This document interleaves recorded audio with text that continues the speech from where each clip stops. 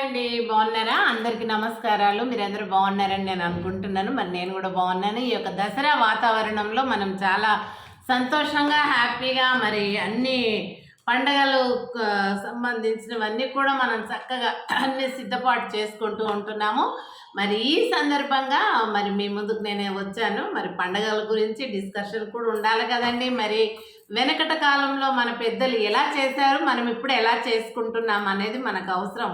ఎందుకంటే మనకు గతం తెలియంది ముందుకే చూసుకుంటూ పోవడం కాదు కదా. ఒక మనిషి అన్నప్పుడు మరి గత జీవితం కూడా మనకు ముందుకుంటేనే దాన్ని బట్టి ముందుకు డెవలప్ అయ్యే అవకాశం ఉంటుంది. నా ప్రోగ్రాం మీకు తెలుసండి, సమాజము నాడు నేడు ముచ్చట్లు. అప్పుడు ఇప్పటివి మనము షేర్ చేసుకుందాం.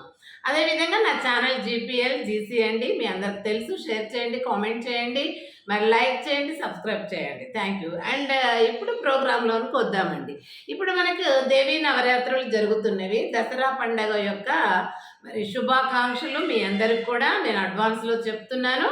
మరి మీరందరూ కూడా సుఖశాంతులతోటి మనమందరం కలిసి చక్కగా బ్రతకములు ఆడుతూ దేవీ నవరాత్రులు చేస్తూ పండగకు కావలసినటువంటి సామాగ్రులు, వస్త్రాలు ఇవన్నీ కూడా కొనుగోలు చేస్తూ, ఇంకా కాస్ట్యూమ్స్ కానీ ఎవ్రీథింగ్ అండి. లేడీస్ కంటే ఇవన్నీ స్పెషల్ కదా. ఇవన్నీ మనము అలంకరణ చేసుకుంటేనే ఆడది అందంగా ఉంటుంది. అదే పురుషుడు అని ఇప్పుడు ఈ భేదం కూడా చెప్తాను. పురుషుడు న్యాచురల్గా అందంగా ఉంటాడండి, కానీ స్త్రీ మాత్రము ఆడది అంటేనే అందము. అందం ఎట్లా వస్తుంది?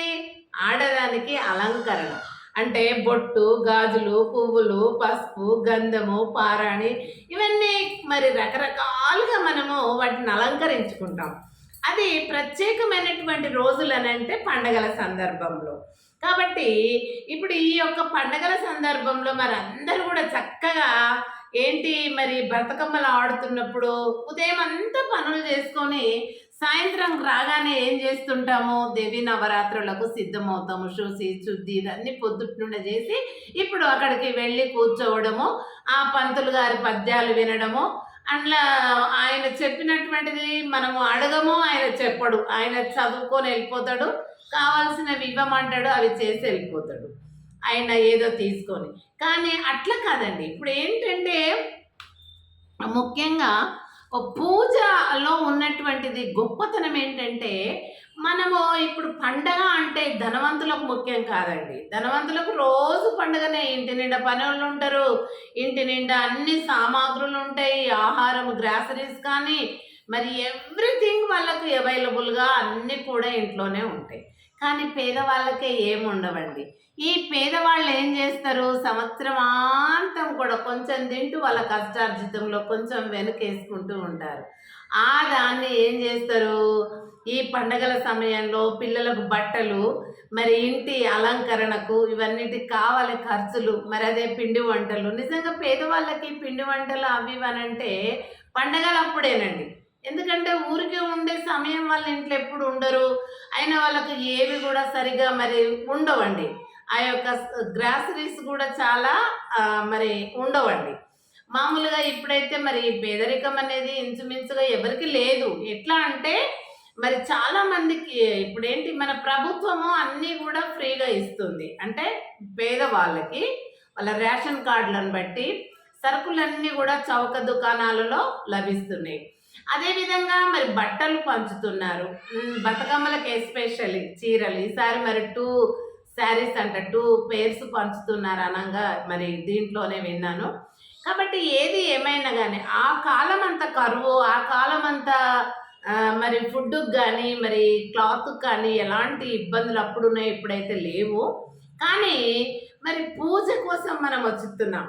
కానీ మనం ఇల్లును శుభ్రం చేస్తున్నాము, మనం శుభ్రంగా ఉంటున్నాం. కానీ మనం కూడా ప్రతి మనిషి ఎవరితోనైనా లోటుపాటులు తప్పొప్పులు జరుగుతాయండి. వాటన్నిటిని కూడా మరి దేవతాదేవీలకు మనం మననం చేసుకోవాలి.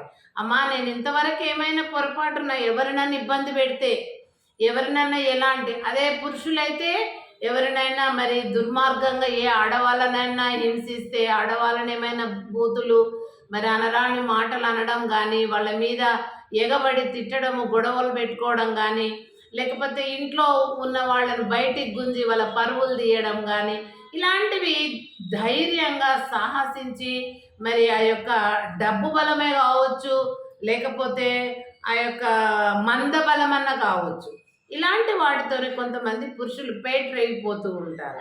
అమాయకులైనటువంటి ఇళ్ళ మీదకి ఎగబడి మరి ఆ ఇంటి వాళ్ళ మీద దౌర్జన్యం కూడా చేస్తూ ఉంటారు. ఇవన్నీ పాపాలే కదండి.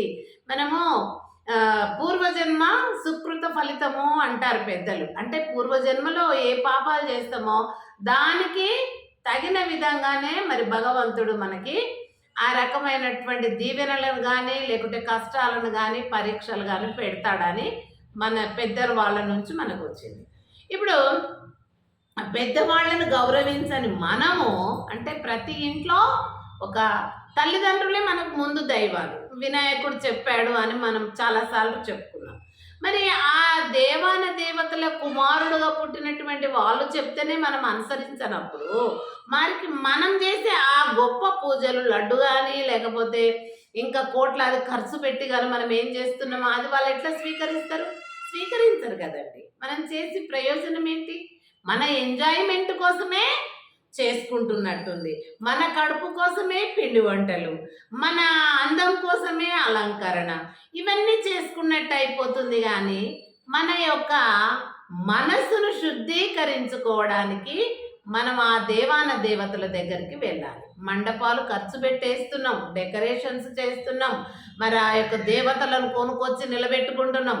కానీ ఇన్ని చేసినప్పుడు మరి అక్కడ ఆవరణం ఎంత శుద్ధిగా ఉంటుందో, మన ఇండ్లు ఎంత శుద్ధిగా ఉంచుకుంటున్నామో మరి మన యొక్క మనస్సును కూడా అంత శుద్ధీకరించుకొని ఇక మీదట ఈ పండగ నుండి ఎవరి మీద నేను దౌర్జన్యం చెయ్యను, ఎవరిని కూడా హింసించను, ఎవరిని కూడా హత్య చెయ్యను, మరి అత్యాచారం చెయ్యను, మరి ఎవరైనా డబ్బాశ చూపిస్తే ఆ వేసిన డబ్బు కొరకు తిని ఇతరులకు అన్యాయం తలపెట్టను అని ప్రతి పురుషుడు కూడా ఈ పండగ సందర్భంగా శపథం చేసుకోవాలండి మండపాల లోపల.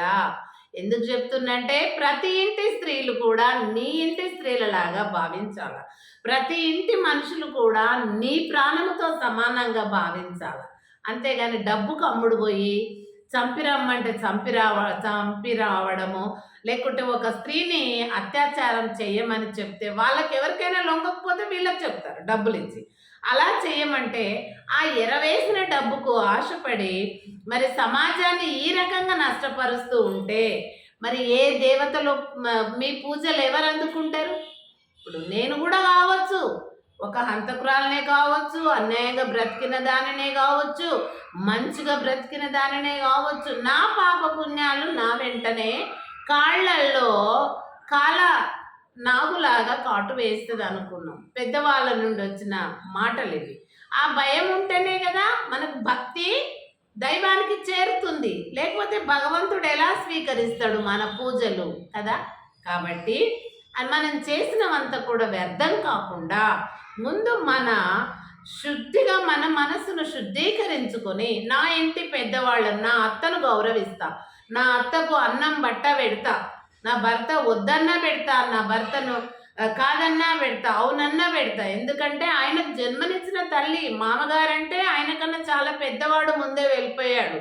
ఇప్పుడు మిగిలింది ఆ ముసలావిడ ఒక్కతే. ఎంతకాలం ఉంటుంది?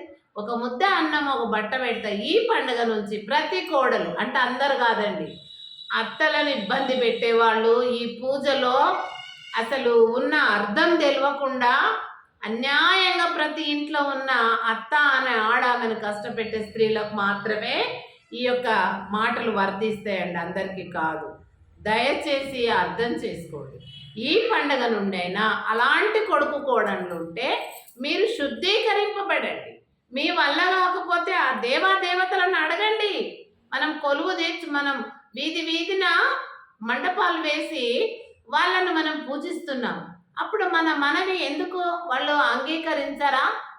చెడును తీసేయమ్మా అంటే తీసేయరా? నేను ఇంతవరకు ఇవి చేసిన పాపాలు అవి వద్దమ్మా, నేను ఇక మళ్ళీ చెయ్యను, ఇప్పటి నుండి నేను పవిత్రంగా ఉంటా. మరి నువ్వు ఒకప్పుడు పవిత్రంగా ఉన్నందుకే ఇప్పుడు దేవతగా పిలువబడుతున్నావు.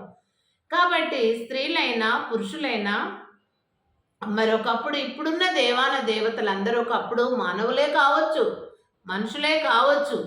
వాళ్ళు మంచి పనులు చేసినందుకు ఇప్పుడు వాళ్ళని మనం ఏం చేస్తున్నాము ఈ తరానికి వచ్చినాక దేవత దేవీలుగా దేవీ దేవతలుగా మనం పూజిస్తున్నాం. మరి మనం ఇప్పుడు ఏం చేస్తే ముందటికి మన తర్వాత తరం వాళ్ళు మనల్ని ఎట్లా పూజిస్తారు? కాబట్టి ఇది గ్రహించి మన యొక్క మనస్సులను ఇల్లును శుద్ధి చేసినట్టు మండపాన్ని శుభ్రంగా ఉంచినట్టు మన మనస్సు అనే ఒక మండపాన్ని శుభ్రం చెయ్యమని దేవాదేవతలను మనం అడగాలి.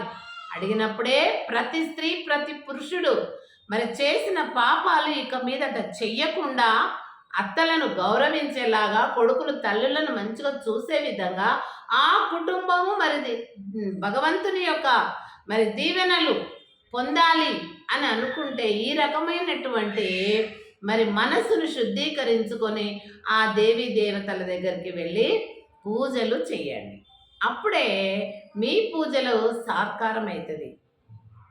అప్పుడే మరి ఆ దేవాన దేవతలు కూడా మీ వైపు దృష్టించి మీ కుటుంబాలను మరి పైకి తీసుకొస్తారండి. Thank you. ఇది మరి గ్రహించాలని కోరుకుంటూ థ్యాంక్ యూ.